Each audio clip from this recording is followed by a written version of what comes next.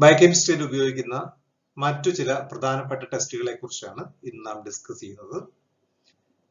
ഇതിൽ ഉൾപ്പെട്ടിരിക്കുന്നത് electrolytes, calcium, phosphorus, hormones, enzymes, cardiac markers and tumour markers. Electrolyte എന്ന് പറഞ്ഞാൽ പ്രധാനമായിട്ട് അതിൽ പരിഗണിക്കപ്പെടുന്നത് സോഡിയം, പൊട്ടാസ്യം, ബൈകാർബണേറ്റ്, ക്ലോറൈഡ് എന്നിവയാണ്. Sodium and potassium estimation flame ഫോട്ടോമെട്രിയിൽ നാം വിശദമായിട്ട് മനസ്സിലാക്കിയതാണ്.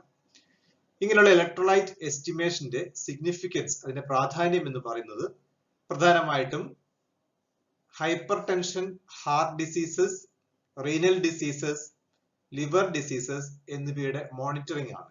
ഇത്തരത്തിലുള്ള രോഗങ്ങൾ ഒരു രോഗിയിൽ ഉണ്ടാകുമ്പോൾ ചികിത്സയിൽ അല്ലെങ്കിൽ ഡയഗ്നോസിസിൽ പേഷ്യന്റ് എങ്ങനെ പ്രതികരിക്കുന്നു എന്നുള്ളത് മനസ്സിലാക്കാൻ വേണ്ടിയിട്ടാണ് നാം ഇലക്ട്രോലൈറ്റ് എസ്റ്റിമേഷൻ സാധാരണ രീതിയിൽ നടത്താറുള്ളത്. ഇപ്പോൾ റീനൽ ഫെയിലർ ആണെങ്കിൽ അതിന്റെ ഒരു ടെർമിനൽ സ്റ്റേജ് ഒക്കെ എത്തുമ്പോഴേക്കും പൊട്ടാസ്യത്തിന്റെ അളവ് വളരെ കൂടുതലായിട്ട് കാണാറുണ്ട്. ഹാർട്ട് അറ്റാക്കിൽ പൊട്ടാസ്യത്തിന്റെ അളവ് കൂടുതലായിട്ട് കാണാറുണ്ട്. അതുപോലെ ഹൈപ്പർ ടെൻഷനുമായിട്ട് ബന്ധപ്പെട്ട് സോഡിയം, പൊട്ടാസ്യം എസ്റ്റിമേഷൻസ് നാം നടത്താറുണ്ട്. ഹൈപ്പർ ടെൻഷൻ എന്ന് പറഞ്ഞാൽ ബ്ലഡ് പ്രഷർ, BP കൂടുന്ന അവസ്ഥയ്ക്കാണ് ഹൈപ്പർ ടെൻഷൻ എന്ന് പറയുന്നത്. അത് സോഡിയം ലെവലുമായിട്ട് വളരെ അഭേദ്യമായിട്ട് ബന്ധപ്പെട്ട് നിൽക്കുന്ന ഒന്നാണ്. അതുപോലെ ലിവർ ഡിസീസുകളിലും ഇലക്ട്രോലൈറ്റ് ഇംബാലൻസ് ഉണ്ടാവാറുണ്ട്. മറ്റു നാം ശ്രദ്ധിക്കേണ്ടത്, ഏത് രോഗമാണെങ്കിലും നമ്മുടെ ബോഡിയുടെ ഇന്റേണൽ എൻവയോൺമെന്റ്, ഹോമിയോസ്റ്റാറ്റിക് മെക്കാനിസത്തില് അതിന്റെ ബാലൻസിൽ മാറ്റം വരുത്തുമ്പോൾ ഇലക്ട്രോലൈറ്റ് ഇംബാലൻസ് ഉണ്ടാവാറുണ്ട്. ഇപ്പൊ പല രോഗങ്ങളും ക്രിട്ടിക്കൽ ആയിട്ടുള്ള അവസ്ഥയിൽ ആ രോഗിയുടെ അവസ്ഥ എന്താണെന്ന് മനസ്സിലാക്കാൻ വേണ്ടിയിട്ട്, അതായത് ഒരു ബെറ്റർ ആകുകയാണോ വേഴ്സ് ആകുകയാണോ എന്ന് മനസ്സിലാക്കാൻ വേണ്ടി പേഷ്യന്റ് സ്റ്റേബിൾ ആകുകയാണോ അല്ലെങ്കിൽ കൂടുതൽ ക്രിട്ടിക്കൽ ആകുകയാണോ എന്ന് മനസ്സിലാക്കാൻ വേണ്ടിയിട്ട് ഇലക്ട്രോലൈറ്റ് അനലൈസിസ് നടത്താറുണ്ട്. ഓൾഡ് ഏജിലൊക്കെ ആ പേഷ്യന്റിനെ മോണിറ്റർ ചെയ്യാൻ വേണ്ടിയിട്ട്, അതിന്റെ അവസ്ഥ മോണിറ്റർ ചെയ്യാൻ വേണ്ടിയിട്ട് ഇലക്ട്രോലൈറ്റ് എസ്റ്റിമേഷൻ നടത്താറുണ്ട്. സോഡിയത്തിന്റെ normal concentration 135 to 145 milli equivalents per litre ആണ്. പൊട്ടാസ്യത്തിന്റെ 3 to 5 milli equivalents per litre. Serum sodium and potassium are estimated using flame photometer or iron sensitive electrodes.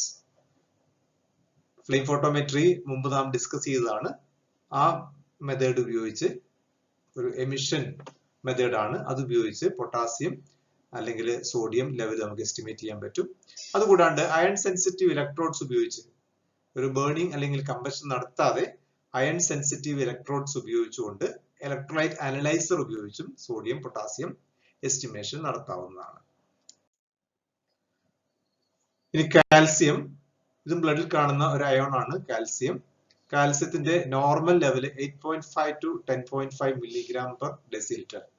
നമ്മുടെ ബോണുമായിട്ടും നെർവ് കണ്ടക്ഷനും നെർവ് ട്രാൻസ്മിഷനും ഒക്കെ ആയിട്ട് അഭേദ്യമായ, മസ്കുലർ ട്രാൻസ്മിഷനും ഒക്കെ ആയിട്ട് ബന്ധപ്പെട്ട് അഭേദ്യമായ ബന്ധപ്പെട്ട് നിൽക്കുന്ന ഒരു അയോൺ ആണ് കാൽസ്യം. മസിലിന്റെ ന്യൂറോ ട്രാൻസ്മിഷനും അതുപോലെ തന്നെ ബോണിന്റെ ഇന്റഗ്രിറ്റിക്കും ടീത്തിന്റെ ഇന്റഗ്രിറ്റിക്കും ഒക്കെ വളരെയധികം ബന്ധപ്പെട്ട് നിൽക്കുന്ന ഒരു അയോൺ ആണ് calcium. Calcium is increased in hyperparathyroidism and bone tumours. Calcium is decreased in rickets, hypoparathyroidism and renal failure. കാൽസ്യത്തിന്റെ എസ്റ്റിമേഷന്റെ സിഗ്നിഫിക്കൻസ് ആണ് ഈ കാണിച്ചിരിക്കുന്നത്. കാൽസ്യം എസ്റ്റിമേറ്റ് ചെയ്യാൻ വേണ്ടി സാധാരണ കളറിമെട്രിക് മെത്തേഡ്സ് ആണ് ഉപയോഗിക്കുക. ഫോസ്ഫറസ് മറ്റൊരു അയോൺ ആണ്. Phosphorus, phosphate ions. ഫോസ്ഫറസിന്റെ normal level 2.5 to 4.5 milligram per deciliter. Phosphorus concentration is increased in hypoparathyroidism and renal failure.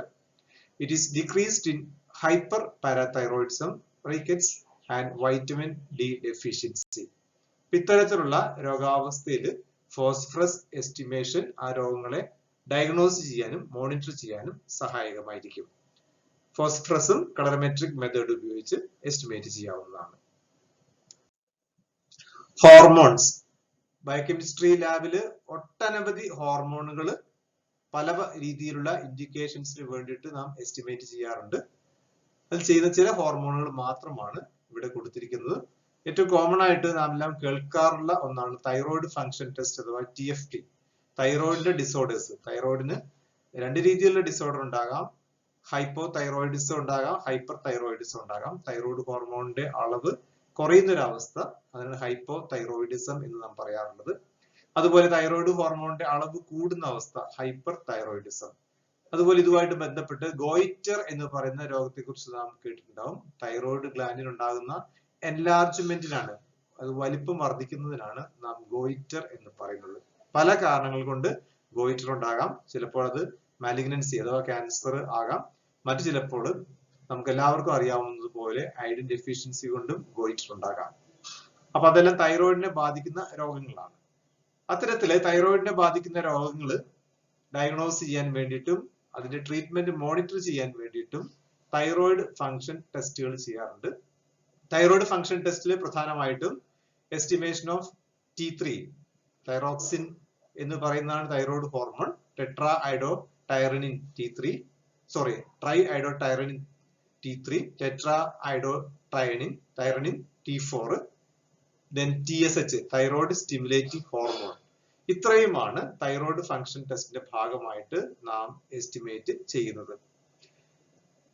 നമുക്കറിയാം TSH അഥവാ തൈറോയിഡ് സ്റ്റിമുലേറ്റിംഗ് ഹോർമോണിന്റെ അളവ് വർദ്ധിക്കുന്നത് ഹൈപ്പോ തൈറോയിഡിസത്തിലാണ്. തൈറോയിഡ് ഹോർമോണിന്റെ, അതായത് തൈറോയിഡ് ഗ്ലാൻഡിന്റെ പ്രവർത്തനം മന്ദീഭവിക്കുമ്പോൾ തൈറോയിഡ് സ്റ്റിമുലേറ്റിംഗ് ഹോർമോണിന്റെ അളവ് വർദ്ധിക്കുന്നു. അതുപോലെ തൈറോയിഡ് ഹോർമോണിന്റെ പ്രവർത്തനം അബ്നോർമൽ ആകുമ്പോൾ, കൂടുതൽ വർദ്ധിക്കുമ്പോൾ, സ്വാഭാവികമായിട്ടുള്ളതിനേക്കാൾ വർദ്ധിക്കുമ്പോൾ, അതിനാണ് നാം ഹൈപ്പർ പാരാതൈറോയിഡിസം എന്ന് പറയുന്നത്. ആ കണ്ടീഷനിൽ വർദ്ധിക്കുന്നത് T3, T4 ഹോർമോണുകളായിരിക്കും. ഇപ്പൊ ശ്രദ്ധിക്കുക, ഹൈപ്പോ തൈറോയിഡിസത്തില് TSHന്റെ അളവ് വർദ്ധിക്കുമ്പോൾ ഹൈപ്പർ തൈറോയിഡിസത്തിൽ വർദ്ധിക്കുന്നത് T3, T4 എന്നീ ഹോർമോണുകളായിരിക്കാം. പിന്നീട് ഇൻഫെർട്ടിലിറ്റി സ്റ്റഡിയുമായിട്ട് ബന്ധപ്പെട്ട ഹോർമോണുകൾ. ഇൻഫെർട്ടിലിറ്റി, വന്ധ്യത എന്ന് പറഞ്ഞ കണ്ടീഷൻ നമുക്കറിയാം. കുട്ടികൾ ജനിക്കുന്നതിൽ ഉണ്ടാകുന്ന പ്രയാസങ്ങൾ, ഏതെങ്കിലും രീതിയിൽ ഇൻഫെർട്ടിലിറ്റി വന്നു കഴിഞ്ഞാൽ അത് സംബന്ധിച്ച് ചെയ്യുന്ന പ്രധാനപ്പെട്ട ടെസ്റ്റുകളാണ് FSH അഥവാ ഫോളിക്യൂൾ സ്റ്റിമുലേറ്റിംഗ് ഹോർമോൺ, LH അഥവാ ലൂട്ടനൈസിംഗ് ഹോർമോൺ. ഇത് രണ്ടും പിറ്റ്യൂട്ടറി ഹോർമോണുകളാണ്.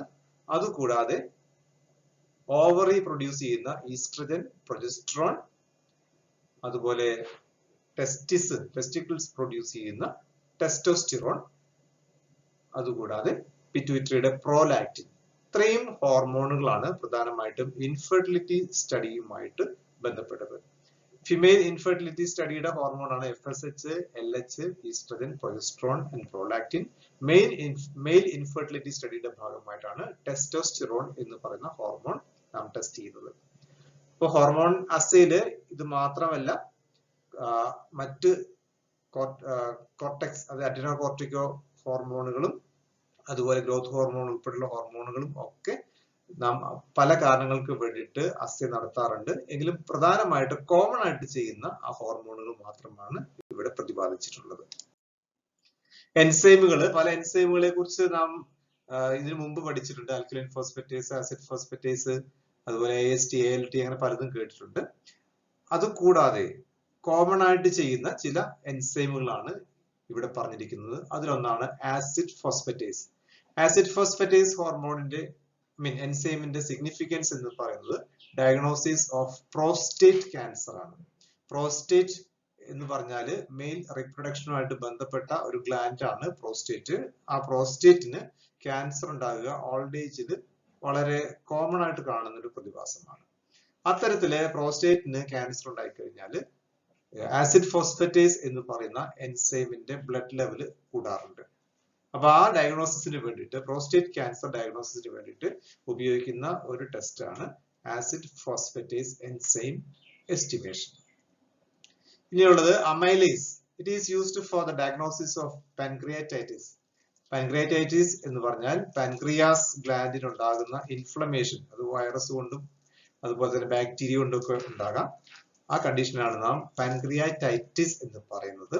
പാൻക്രിയാറ്റൈറ്റിസിൽ ഡയഗ്നോസിസിന് വേണ്ടിയിട്ട് അമൈലേസ് എന്ന് പറയുന്ന എൻസൈമിന്റെ എസ്റ്റിമേഷൻ സഹായിക്കുന്നു. നമുക്കറിയാവുന്നതുപോലെ ഈ അമൈലേസ് ഒരു ഡൈജഷനുമായിട്ട് ബന്ധപ്പെട്ട എൻസൈമാണ്.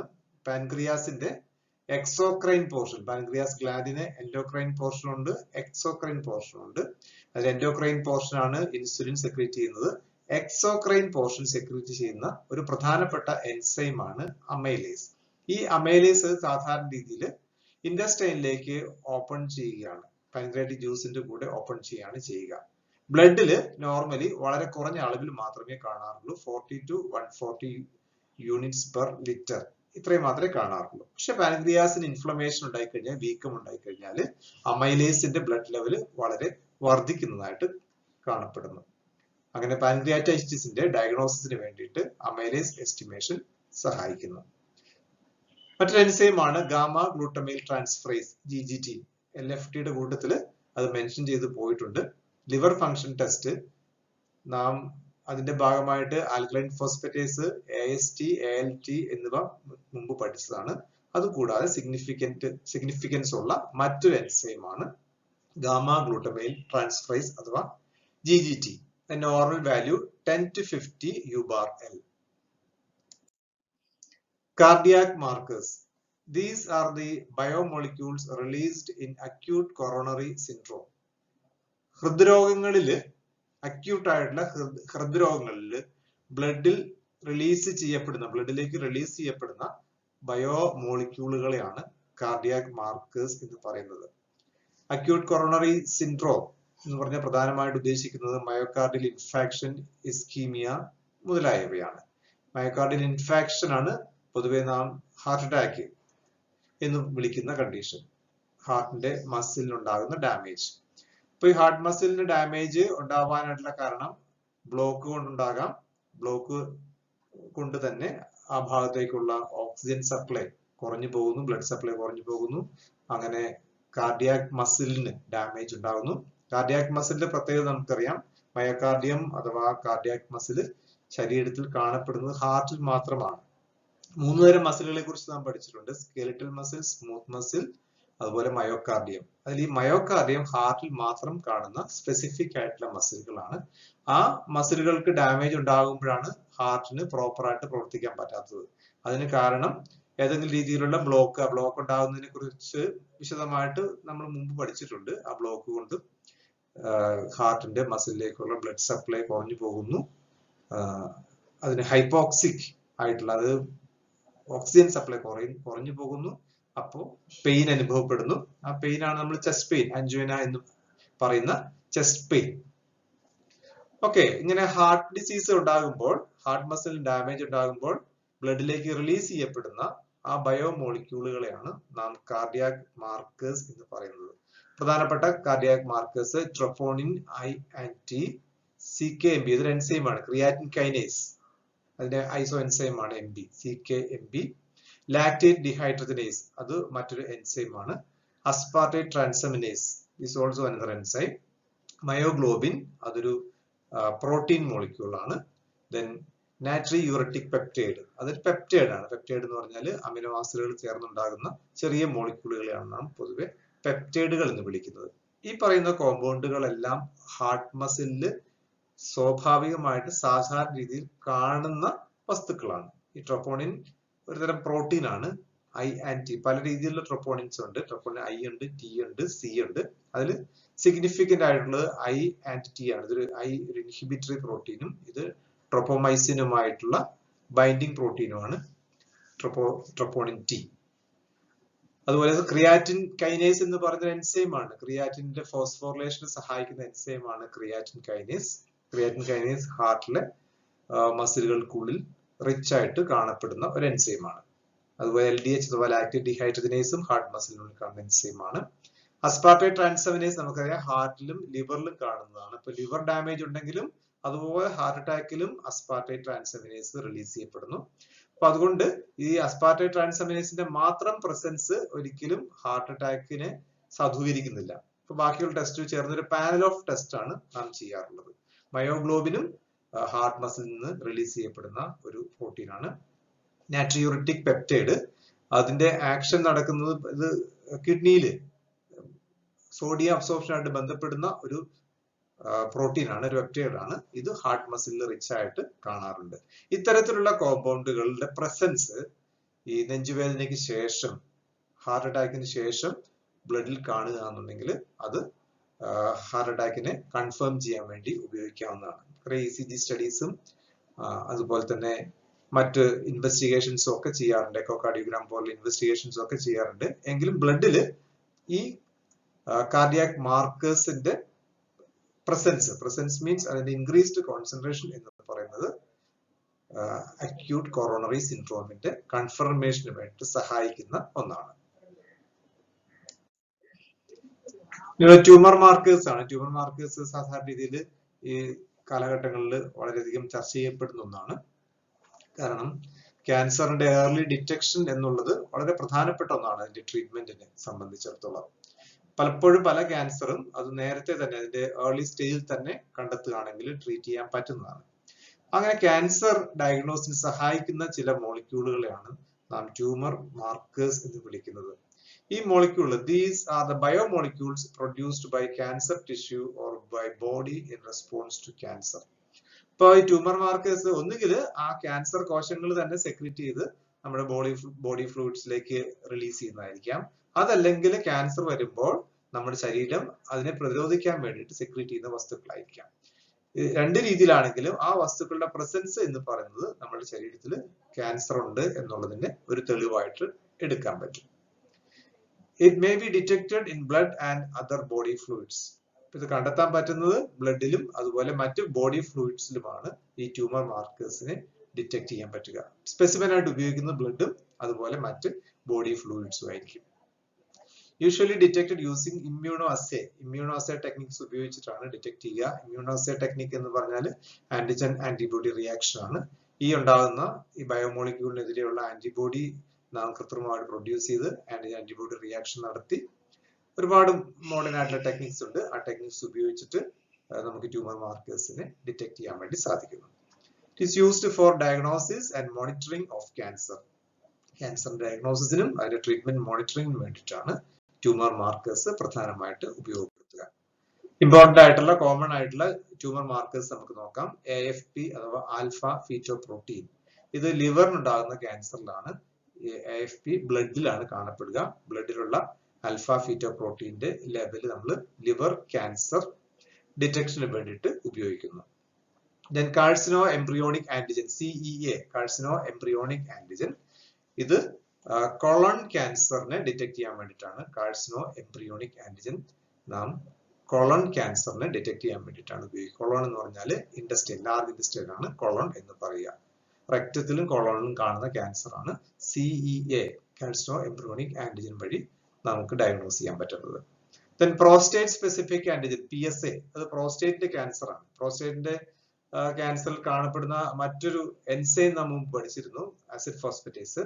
ആ ആസിഡ് ഫോസ്ഫേറ്റേസിനേക്കാൾ കുറെ കൂടി നമുക്ക് സ്പെസിഫിക് ആയിട്ട് പ്രോസ്റ്റേറ്റ് ക്യാൻസർ ഏർലി ആയി ഡിറ്റക്ട് ചെയ്യാൻ പറ്റുന്നതാണ് prostate specific antigen. Then CA-125, ഇത് ഒവേറിയൻ ക്യാൻസറിലാണ്. CA-125 ഒവേറിയൻ ക്യാൻസറിലാണ് പ്രധാനമായിട്ട് കാണപ്പെടുക. CA-19.9 അത് pancreatic cancer, gall bladder cancer തുടങ്ങിയവയിലാണ്. അതുപോലെ ഗ്യാസ്ട്രിക് ക്യാൻസർ തുടങ്ങിയവയിലാണ് CA-19.9 എന്ന് പറയുന്ന ട്യൂമർ മാർക്കറിന്റെ പ്രാധാന്യം. Then beta HCG, beta human chorionic gonadotropin, ഈ ഹോർമോൺ, ഈ കോമ്പൗണ്ടിന്റെ പ്രസൻസ് പ്രധാനമായിട്ടും യൂട്രൈൻ ക്യാൻസറിലാണ്, യൂട്രസിൽ ഉണ്ടാകുന്ന ക്യാൻസറിലാണ് ബീറ്റ HCG എന്ന് പറയുന്ന ഈ ബയോ മാർക്കർ, ട്യൂമർ മാർക്കർ കാണപ്പെടുക. ഇപ്പൊ ക്യാൻസറിലെ ഏർലി ഡിറ്റക്ഷനും അതുപോലെ തന്നെ അതിന്റെ ട്രീറ്റ്മെന്റ് മോണിറ്ററിങ്ങിന് സഹായിക്കുന്ന ഒന്നാണ് ഈ ബയോ മോളിക്യൂളുകൾ. ഇവയെ നാം പൊതുവെ വിളിക്കുന്ന പേരാണ് ട്യൂമർ മാർക്കേഴ്സ്. ഇപ്പൊ ട്യൂമർ മാർക്കേഴ്സിന്റെ ലിസ്റ്റ് ഇവിടെ പൂർണ്ണമല്ല. ഒട്ടനവധി ട്യൂമർ മാർക്കേഴ്സ് ഉണ്ട്. ജെം സെൽ ക്യാൻസറിനും മറ്റു പല അവയവങ്ങൾക്കുണ്ടാകുന്ന ക്യാൻസറിനും വളരെ സ്പെസിഫിക് ആയിട്ടുള്ള ഒട്ടനവധി ട്യൂമർ മാർക്കേഴ്സ് ഈ ദിവസങ്ങളിൽ കണ്ടുപിടിക്കപ്പെട്ടിട്ടുണ്ട്. അപ്പൊ ഇതിന്റെയൊക്കെ ഉപയോഗം എന്ന് പറയുന്നത് ഏർലി ഡിറ്റക്ഷൻ ആൻഡ് ട്രീറ്റ്മെന്റ്. ഇത്രയുമാണ് ഈ അതർ ഇമ്പോർട്ടന്റ് പാരാമീറ്റേഴ്സ് എന്ന് പറയുന്ന ഈ ഒരു ഹെഡിങ്ങിൽ നമുക്ക് മനസ്സിലാക്കാനുള്ള കാര്യങ്ങൾ. Okay, thank you.